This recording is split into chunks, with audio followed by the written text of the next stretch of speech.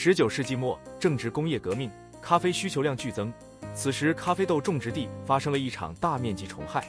由于世界商品咖啡豆都是小粒咖啡，也就是阿拉比卡种，一时间造成咖啡豆大量短缺。此时，人们在南非地区发现了一种新的咖啡树种，这种咖啡树产量更高，抗病虫害能力更强，这就是罗布斯塔咖啡种。大家好，这里是沃瓦的咖啡频道。今天我们来简单聊聊这个总是被忽略的咖啡豆——罗布斯塔。在讲阿拉比卡的那期视频中，我们知道罗布斯塔是阿拉比卡的双亲之一，但是阿拉比卡以口感好、种植面积大以及历史发展，先一步被端上了餐桌。直到19世纪末的大面积虫害，人们才在南非的刚果地区发现了罗布斯塔这一豆种。当地人发现这种咖啡树对种植条件没有那么挑剔，多雨或干燥地区都可以生长，抗病虫能力也更高，对海拔也没有严格要求，产量相较于阿拉比卡也更高，所以深受当地豆农喜爱。19到20世纪，罗布斯塔被传向了世界各地，现已是全球第2大受欢迎的咖啡，约占全球产量的30%。虽然易种植，但咖啡豆的风味表现相较于阿拉比卡要差上很多。罗布斯塔咖啡的味道酸度较低，口感浓郁且偏涩，因其咖啡因浓度更高，约是阿拉比卡的2倍，所以也更苦。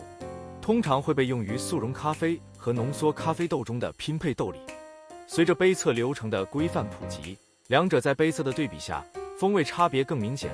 罗布斯塔咖啡豆通常被描述为更浓烈、更苦，酸度更低，具有浓郁的泥土风味，带有坚果味，有时带有巧克力味和木质味。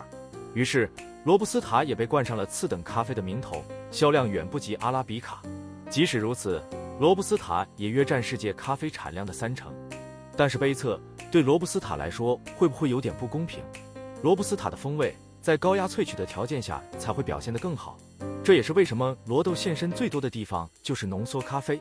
罗豆制作浓缩咖啡时，油脂更加丰富，口感醇厚且浓郁，虽然苦味也更加明显，但因其油脂丰富，搭配上牛奶，整体风味表现会更好。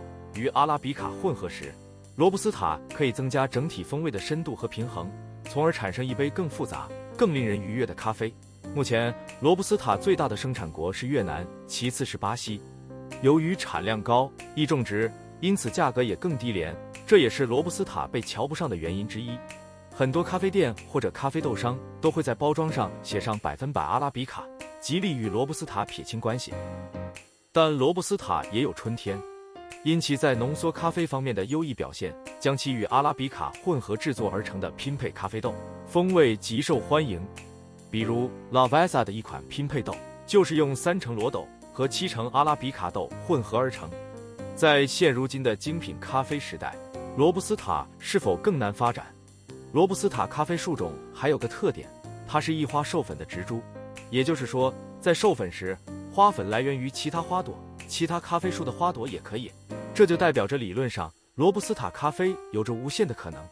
罗布斯塔之所以比不上阿拉比卡，是因为先天不足，人们将更多的精力放在了培育更好的阿拉比卡咖啡树上。但是如果将这些精力都放到罗布斯塔上，会产生什么样结果呢？现如今，人们对咖啡豆越来越挑剔，对于各种咖啡树种的培育也付出了更多的精力。早些年，很多人就发现了罗布斯塔的无限可能，在 WBC 的各大赛事上，罗布斯塔的上场频率也越来越高。更有人曾预言说，罗布斯塔可能会成为精品咖啡的未来。好了，今天的视频就到这里了，你喜欢哪一种咖啡豆呢？欢迎留言讨论，我们下期视频再见，拜拜。